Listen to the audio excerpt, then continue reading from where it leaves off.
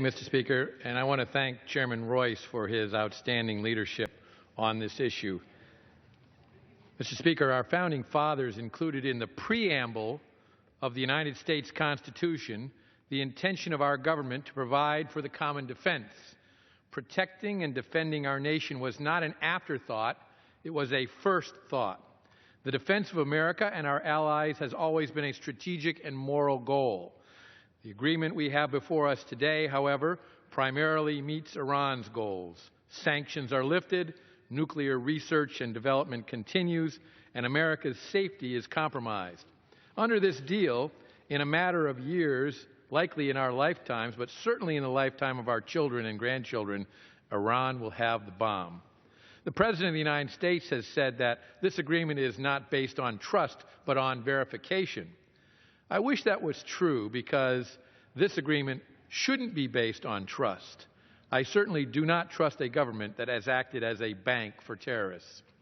Any agreement should be based on verification, but where is the simple assurance of anytime, anywhere inspections? We don't have verification. What we have is misplaced hope. Hope that Iran has disclosed all of its past nuclear activities. Hope that Iran will be transparent. Hope that Iran has somehow changed.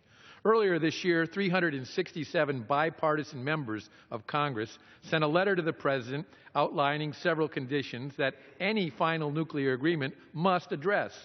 Unfortunately, the agreement we have before us does not meet congressional standards and has numerous fatal flaws.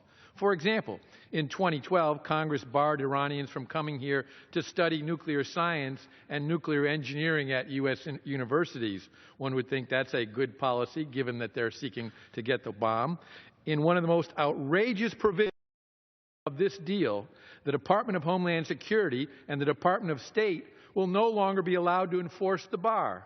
This deal will actually make the U.S. an accomplice to Iran's nuclear weapons program by granting Iranians the ability to come to the U.S. to acquire knowledge instrumental in their being able to design and build nuclear bombs.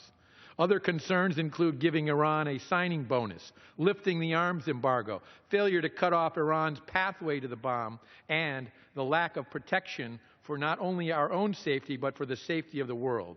A nuclear Iran is a threat to our great ally Israel, but is also a threat to the rest of the Middle East, America, and the world.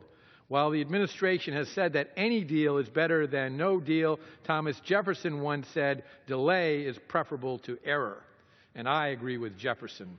Had our negotiators remained at the table a while longer, perhaps we would not be where we are today. Yet as it stands, this so-called deal, if it goes through, will likely mark the pages of history as a great error. I yield back.